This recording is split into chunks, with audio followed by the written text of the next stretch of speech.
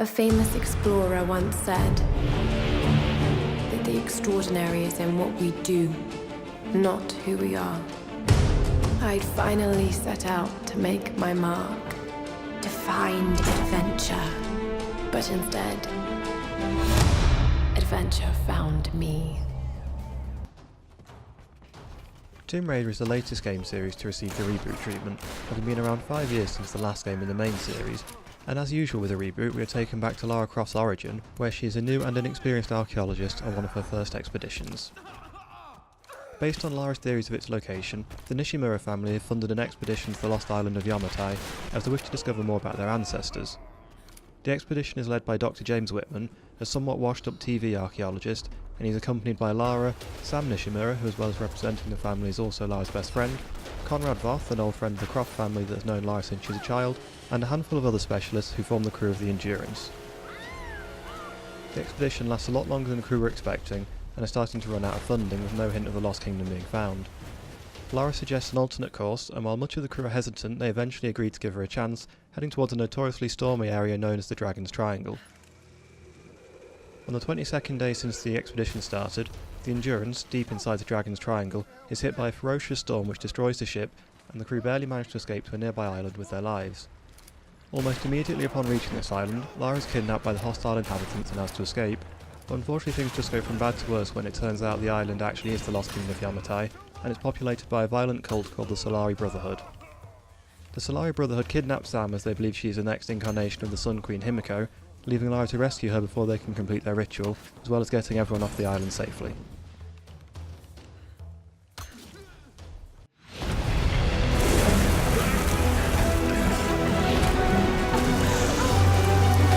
Something that pushes us.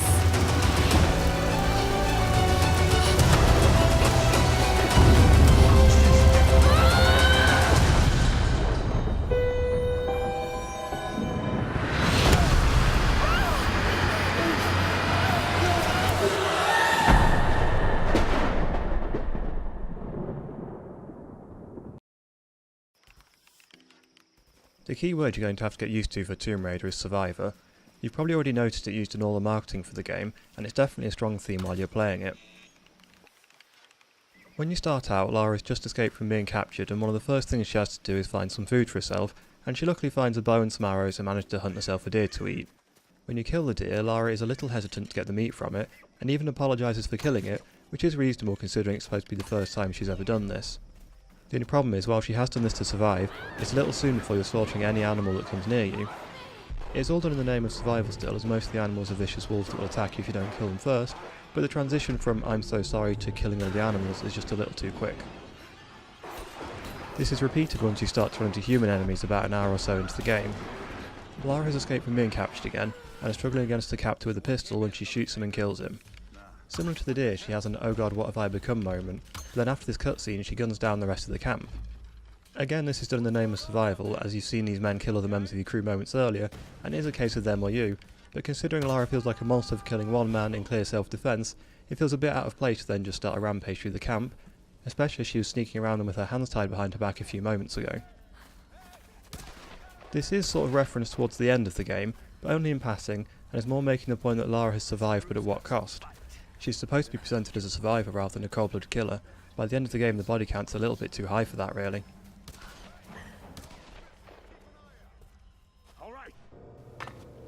Here's the soon-to-be world-famous archaeologist, Lara Croft, in her native habitat. She's on the hunt for the lost kingdom of Yamatai, home to the fabulous Himiko, mythical Sun Queen, and ancestor of yours truly. Sam, this is serious. Oh, sweetie, I know. I'm just trying to lighten the mood here. Everyone's so on edge. What are you so worried about? I'm close to something. I'm sure of it. I just don't know if the others will listen. Or even if they should. Lara, you know this stuff better than anyone. Seriously, I'm not just saying this to make you feel better. I trust you, Roth trusts you. You got this. Now let's take a break, okay? Okay. And Sam, thanks. She's not always this serious, you know? The gameplay itself also builds on this idea of survival, as all the weapons Lara acquires start out as either makeshift tools or rusty old weapons which she finds lying around the island. Each weapon can be upgraded, but this is also done in a makeshift bodged kind of way, such as wrapping gauze around the stock of a rifle to absorb recoil, or tying tape around your bow made of sticks to increase the pressure it can take to increase the power of your shots. The upgrades are made by finding salvage around the island, adding to the idea that Lara is just scavenging things to survive. This is lost a little bit though when you get a large upgrade for the weapon by finding a number of parts, and just magically reconstruct the weapon from an antique machine gun into a modern combat rifle. As well as upgrading your weapons, there's also a basic perks-like system tied into experience points to give Lara new or enhanced skills. The system is pretty shallow in that while there are 3 tiers of skills, you unlock each tier by just picking any of the previous ones at random, so there's no real need for planning where you put your points. How you gain experience is also tied into this survival idea, and as well as the standard of getting experience killing enemies, you also get it for exploring, doing optional missions, hunting animals, scavenging items from corpses, finding collectibles, doing challenges, and gaining bonus experience for headshots, stealth kills and environmental kills. As there are so many ways to get experience points, it makes it quite easy to get all the upgrades you need without much effort. I managed to get all the upgrades to suit my playstyle, and I didn't go out of my way to get collectibles or do many of the optional bits, so if you were to spend the time searching out the extra content, you could easily gain every upgrade. How can you suggest I'm not serious about this expedition, Lara? It's not just Sam's family funding us. I put my savings on the line, too. We've all got some kind of stake in this. The funding won't last forever, Whitman. That's precisely why we should push east, not west. No one believes Yamata is that far east. The books simply don't support it. Well, whoever wrote those books never found Yamatai. I've talked to Roth about this. There's no point in following in other people's footsteps, Dr. Whitman. Tomb Raider is very cinematic in style, and what's quite a large departure from the look and feel of previous games in the series, something you kind of expect from a reboot. Gone are the stiff controls we're used to, having been replaced with a much smoother system. Lara controls really well, and a lot of the time her actions are contextually based. This might set off alarm bells for some, as contextual controls often fail to do what we want them to do when we want them, but for once they actually seem to work rather well. You will see the occasional dodgy looking manoeuvre, such as when Lara decides to reach out to grab a ledge she's still a good 10 feet from, but for the most part Lara handles very realistically, which really helps the gameplay fit in with the new style. One surprising area where the contextual controls work really well though is with the cover system. Unlike most games with the cover system, you don't need to press a button to go into cover, and your movement isn't restricted when you do. Lara just automatically gets behind cover, but you don't get locked into it and you can walk out when you need to, but not in a way that means you just fall out of cover when you don't want to either. We also see the addition of survival instincts, which turns the screen grey and highlights any objects of interest in a glowing yellow when you press the left bumper, something Square Enix don't seem to be willing to ship a game without at the moment. It's designed to show you how in tune Lara is with her surroundings, but it essentially works as an I'm stuck button to let you know where to go. This can be quite useful as you will occasionally get turned around and be unsure of exactly which way to go, and it will also highlight most collectibles if you're near to one. It does feel a bit like cheating as it removes the need to look for things properly yourself, but you can of course just choose not to use it if you don't want to. The controls aren't the only part that's been overhauled. For starters, the graphics have really been improved on, really pushing the current generation of consoles to their limits. I played the game on Xbox 360 and it looked amazing, so I can only imagine what it must look like on a high-end PC. This is further aided by the incredibly clear interface for the game, which for the most part displays nothing on the screen at all, and just pops up with the relevant information such as ammo or experience gained when it happens, which is something I particularly appreciated having just come off Metal Gear Rising and its hugely cluttered interface. It's partly due to this clear interface that the game transitions between gameplay and cutscenes so smoothly that you often can't quite tell when you've lost control or been given control, which does help you get lost in the game world a little bit, but can sometimes leave you staring at the scenery for a little bit longer than you need to. Sam here was just telling me about the Sun Queen. Right, Himiko. Can you tell me more? I'm intrigued. Well, believe it or not, a couple thousand years ago, Queen Himiko pretty much ran things in Japan. She loves telling this story. Himiko was beautiful, enigmatic, but also ruthless and powerful. Legend says she had shamanistic powers. And this is where she loses me. Well, there's always some truth to myths. She commanded an army of samurai warriors, her magnificent storm guard. They rode the very winds into battle, laying waste to all who opposed them. They say the sun rose at Himiko's command, and she ruled everything its rays touched, from the mountains to the sea and beyond. While this move to a more cinematic style has brought in a lot of good changes to the Tomb Raider series, there does seem to have been a bit of a loss in other aspects. For me, the biggest changes here were in the lack of exploration and the reduction of puzzles and the simplicity of them.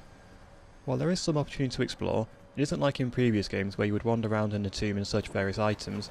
It's more a case of going back through an area you've already finished to pick up extra salvage or experience points. In previous games it felt like you were supposed to explore, and while you weren't necessarily doing the main goal you were still advancing while exploring, whereas in this game exploring always felt like you were going backwards. It may have worked better if the rewards were worth it, but usually it would just be a small amount of experience or extra salvage to upgrade your weapons. When you do explore, the main thing apart from collectibles that you find are optional hidden tombs to, well, raid. I enjoyed these tombs as it gave me something to do that felt a lot more like the Tomb Raider games we're used to, but each one was too short, just involving one rather simple puzzle to solve, and being hidden I didn't come across as many of them as I would have liked to. I appreciate these were intended as side quests, so they don't want you getting lost in a half-hour tomb, but I feel it would have worked better to have a couple of puzzles in each tomb, or more puzzles to do in the main game instead of just putting them to the sides, as you really don't come across too many of them without the hidden tombs. Both the optional and the main game puzzles were a little bit too simple for my liking as well, each one just being a case of jumping ledges and pulling switches in the right order, or with a bit of careful timing. If you do manage to get stuck on one, the game even got bored and told you to use survival instincts to work it out, or Lara says out loud to herself little hints such as maybe if I get the timing right. Because of this move away from puzzles and exploration, Tomb Raider focuses a lot more on combat than we have seen before, and it does this very well. The control scheme suits combat a lot better, and as mentioned earlier, the cover system is one of the best I've seen. The only real problem I have with this is while the combat is good, it turns the game into a more generic cover shooter like we already have a ton of. The last third of the game in particular seems to be just one long pop-up shooting gallery.